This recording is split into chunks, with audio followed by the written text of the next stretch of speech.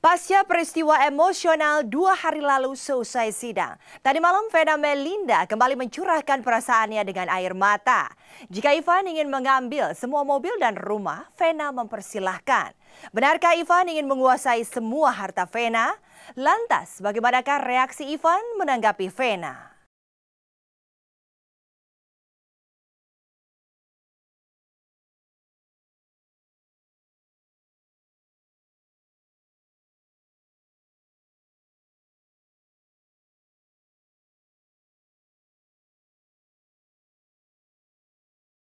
Gejolak terus muncul pasca peristiwa emosional usai sidang cerai Vena Melinda Ivan Fadilah hari Senin kemarin.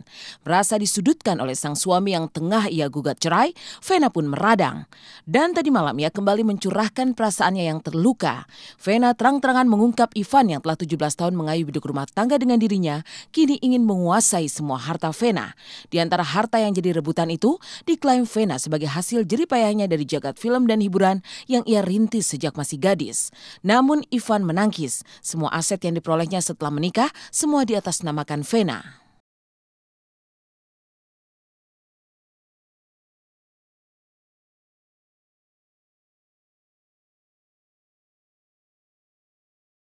Saya hanya kecewa, terus terang saya agak shock karena Mas Ivan tahu sekali bagaimana saya tuh sedikit demi sedikit saya mengumpulkan jeripayah saya dari saya film dan lain sebagainya. Itu saya orangnya kan sangat irit ya.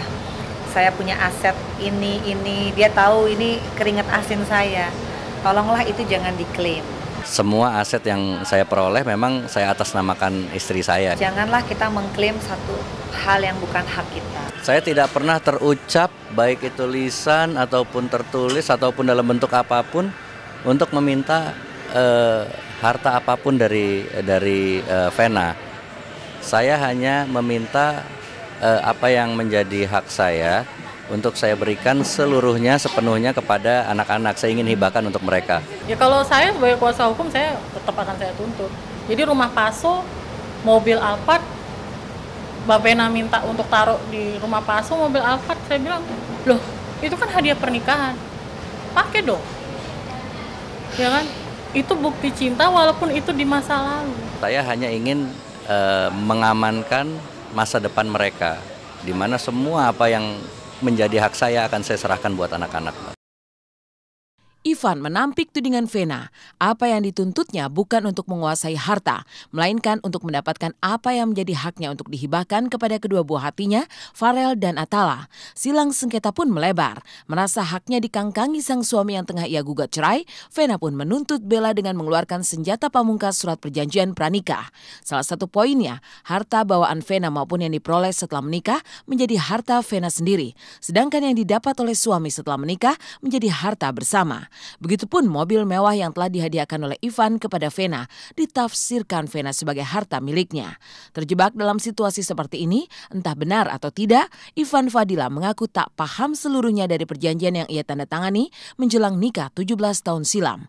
Benarkah Ivan tak pernah tahu isi dari surat perjanjian pranikahnya? Selama 17 tahun perkawinan kan mobil Alphard yang dikasih sama saya karena saya hamil anak ketiga. Itu hadiah loh, itu jelas hadiah. Hadiah ya, secara hukum untuk hadiah, makanya saya secara hukum tetap. Mbak Vena mau nanti setelah putusan ini misalnya mau menyerahkan harta tersebut kepada Mas Ivan, ya monggo. Tapi kalau saya secara hukum, sebagai kuasa hukum, ada perjanjian pranikah sebelum pernikahan terjadi itu sudah ada perjanjian satu sama lain antara Mas Ivan dengan Mbak Vena, saya tetap akan tuntut. Untuk harta gonogini sebenarnya dari pihak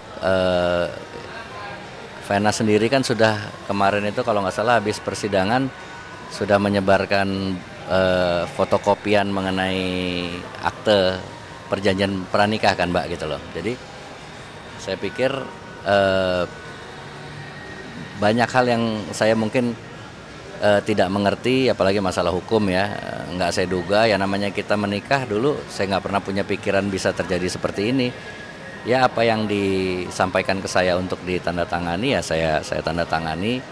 Kebetulan waktu itu pun saya nggak terlalu mengerti ya Mbak ya apa maksud dari adanya perjanjian pranikah itu. Jadi sebenarnya ini Mas Ivan tanda tangan sendiri di hadapan notaris. Ya. Saya bingung. Bagaimana mungkin misalnya saya meludah, saya jilat lagi ludah. Rasanya tuh nggak apa ya namanya. Udah terlalu jorok lah. Saya mau jilat lagi ludah saya sendiri. Saya nggak pegang kebetulan kopinya. Saya baru dapat salinan itu kurang lebih seminggu yang lalu. Karena dari dulu saya juga tidak pegang, dan setelah saya dapat salinan itu baru saya pahami isinya. Intinya adalah harta yang diperoleh oleh Vena itu menjadi milik Vena sendiri, dan harta yang saya peroleh selama perkawinan itu menjadi harta bersama. Reaksi Ivan kini seperti orang yang terperdaya oleh ulah wanita yang pernah dicintainya. Kuasa hukumnya pun menyarankan segera mengamankan harta gonogini milik mereka. Awalnya, pihak bank mengontak karena Vena ingin melunasi dan mengambil sertifikat rumah yang diatasnamakan Vena. Ivan pun menolak sehingga sertifikat rumah itu tetap aman di bank. Kini Ivan mempertanyakan ulah Vena ngotot ingin melunasi kredit rumah tersebut dan mengambil sertifikatnya. Kemarin kuasa hukum saya menyarankan untuk melakukan istilahnya apa ya, sita marital kalau nggak salah ya. Itu adalah karena ada indikasi apa namanya ya, semacam apa ya istilahnya, penggelapan atau apalah istilahnya begitu Mbak, saya kurang ngerti. Tapi untuk mengamankan apa namanya aset-aset itulah, saya sempat ditelepon oleh bank ya, di mana saya jadi debitur untuk kredit rumah. Katanya bank itu Mbak Vena dan kuasa hukumnya akan datang untuk melunasi. Nah, dia nanya ke saya, apa betul Pak mau dilunasin, apa sudah ada persetujuan dari Bapak? Nah, saya bilang saya belum pernah diminta untuk itu gitu loh, belum pernah tahu. Makanya saya juga nggak tahu kenapa kok mau dilunasin, saya juga nggak ngerti. Dua orang yang dulu saling mengasihi dalam cinta dan kasih sayang selama 17 tahun, kini seakan menjadi musuh di meja perceraian. Saling serang dan menjatuhkan. Ivan terus menunjukkan wajah memelas, sementara Vena sebaliknya kerap meledak dan terkadang menangis. Semalam Vena kembali meradang dan menangis ketika merasa haknya berkomunikasi dan bertemu kedua buah hatinya dihalang-halangi oleh Ivan. Lagi-lagi silang sengketa pun kembali menajam. Ivan menampik tuduhan Vena, kalaupun buah cinta mereka sekarang menjauhi Vena, menurut Ivan, itu karena mereka tahu proses yang menyebabkan kedua orang tuanya mau bercerai. Kalian yakin masih punya di hati kalian yang paling dalam. Kalian pasti tahu betapa mama sayang sama Vera Lamatala, meskipun sekarang secara fisik kita ada satu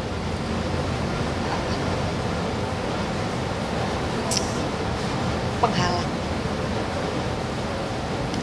Tapi mama tahu suatu saat kita akan bisa yang jelas mama udah berusaha. Nggak pernah mama pingin Vera Lamatala susah, tapi inilah Vera Lamatala hidup yang harus kita hadapi. Mama sayang sama Vera Lamatala, mama doa buat Vera Lamatala, nggak boleh lupa sholat. Mama bangga Vera Lamatala nilainya katanya masih bagus terus.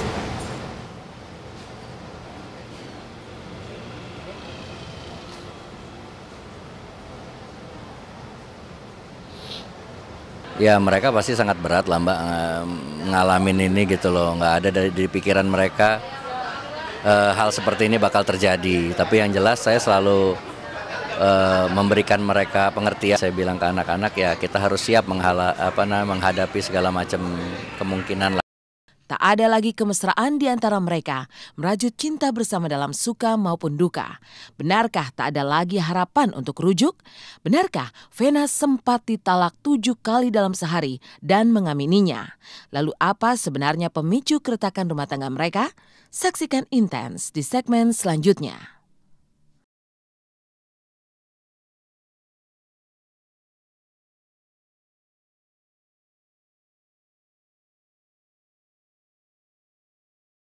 Semakin kesini belakangan ini saya lihat banyak hal-hal semakin yang kurang penting, yang tidak perlu diungkit gitu. Itu kembali dibesar-besarkan. 17 tahun menikah, tidak ada lagi kemesraan antara Ivan dan Vena. Cinta dan kasih sayang seakan berguguran seiring dengan gugatan cerai Vena ke pengadilan. Benarkah tidak lagi ada harapan untuk rujuk? Apa sebenarnya penyebab perceraian mereka sehingga terlibat konflik begitu tajam? Benarkah Vena bahkan sempat ditalak 7 kali dalam sehari?